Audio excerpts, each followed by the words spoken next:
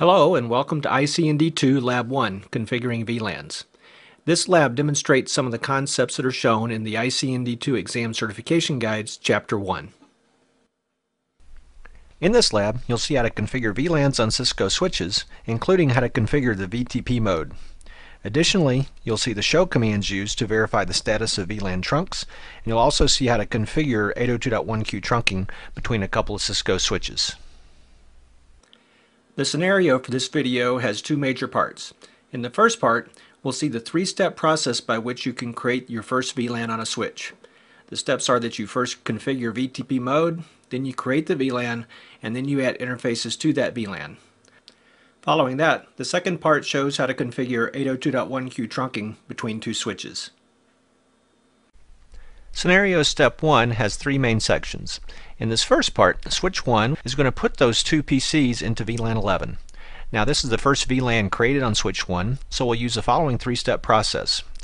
First, Switch 1 needs to be configured with the VTP transparent mode. Switches default to server mode, and for this lab we're going to use transparent mode. That'll prevent Switch 1 from telling Switch 2 about this new VLAN, so we can then go configure Switch 2 to add a VLAN as well. The second step will actually create the VLAN, and at the third step we'll put the interfaces FA011 and 0/13 into VLAN 11. Now once you go to create a second VLAN, notice that you'll only have to do steps 2 and 3 again. You only have to configure the VTP transparent mode once.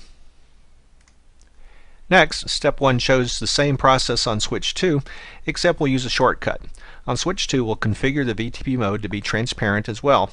But instead of first creating the VLAN 11, we're going to just put the interface there, FA0/12, into VLAN 11. Then Switch 2 will automatically create VLAN 11.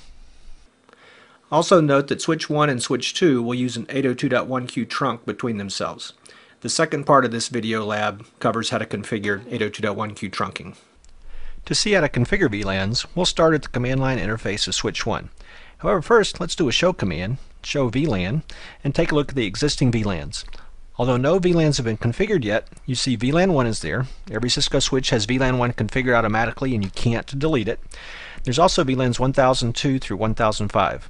Those VLANs are typically not used today and are still shown in the show command for historical reasons. Next, we'll get into configuration mode, and then we'll configure the VTP mode to transparent mode. We'll do that using the VTP mode transparent command that you see there. Press the enter key, and there you go, you've set the VTP mode. It's that simple. Then to create VLAN 11, we need to use the VLAN 11 command. We type that command, and then press enter. Note the command prompt changes, and you've also created VLAN 11. Now you don't have to configure anything else about the VLAN, but if you'd like to give it a name or assign a name to the VLAN so it's more meaningful to you, you can do so. In this case I'll use the name space "this is VLAN 11" command to assign a name to the VLAN. So that's the first two steps, setting the transparent mode and then creating the VLAN. At that point you just need to assign each interface to that VLAN that you want to be in that VLAN. In our case we want to put interface FA011 into that VLAN, so we'll type the interface FA0/11 command, that's shorthand for fast Ethernet. Press enter. Notice we're in interface configuration mode now. And then you just type the switch port access VLAN 11 command and press enter. At that point you've placed FA011 into VLAN 11. Now you want FA013 in that VLAN as well, so if you switch over to FA0/13, now you're in FA013 interface config mode, and just repeat the switch port access VLAN 11 command, and now you put both interfaces into VLAN 11. Next, by getting out of config mode, we can do the show VLAN command again. As you'd expect, now the output shows VLAN 11 as you see there. We see the name of VLAN 11 of "this is VLAN 11", and out to the right you see the fact that FA0/11 and 0/13 are now interfaces in VLAN 11. Next, on Switch 2, we'll configure VLAN 11 but use a little bit different process. We'll get into config mode here on Switch 2 and then use the VTP mode transparent command as you see there to set the VTP mode. Now instead of adding VLAN 11 explicitly, we're going to get into interface fast Ethernet 0/12 which is the port connected up to PC2, and put that interface into VLAN 11.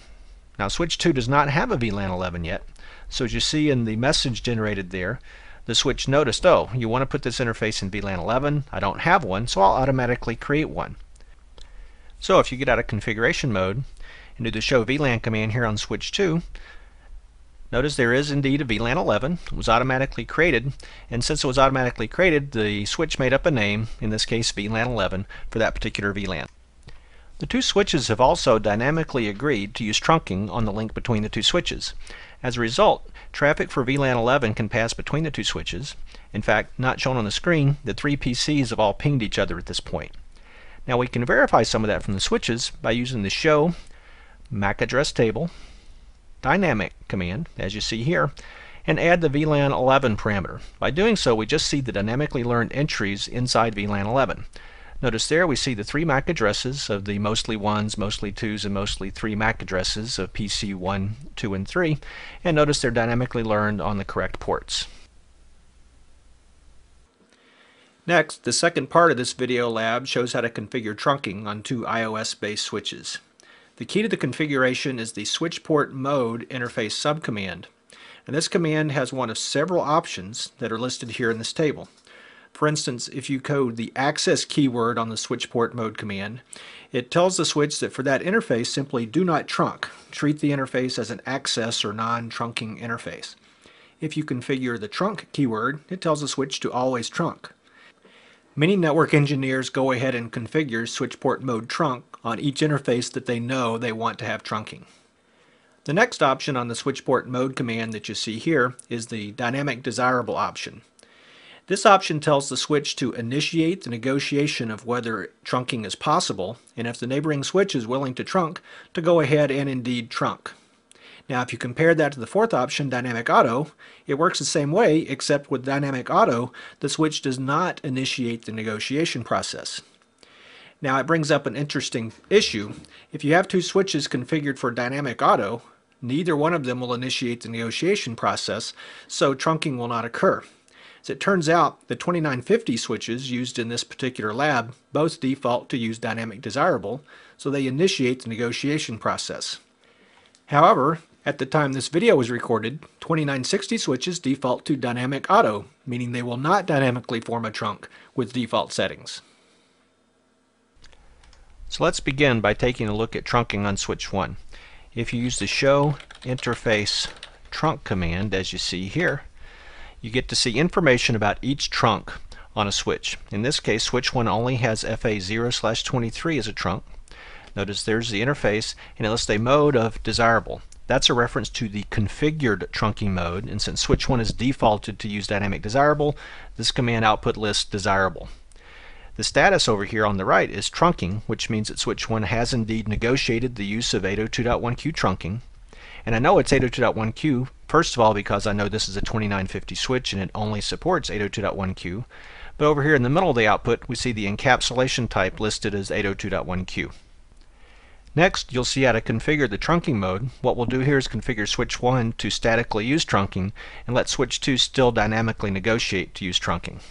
So if we get into configuration mode with the configuration terminal command, then we want to get under interface fast Ethernet 0/23 as you see here. Now once you're in interface configuration mode, all you need to do is configure the switch port mode command, and in this case we'll use the trunk option, which statically configures trunking on that interface.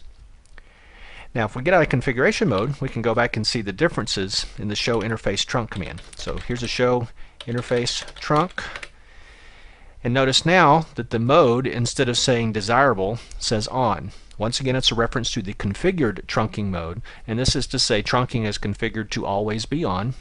We're still using 802.1q, and the status is still trunking, meaning that we're still using trunking between the two switches. As it turns out, with switch 2 in dynamic desirable mode, switch 2 starts to negotiate trunking, notices that switch 1 is already using trunking, so switch 2 says, okay, the other guy wants to trunk, so I will too. This concludes ICND2 Lab 1.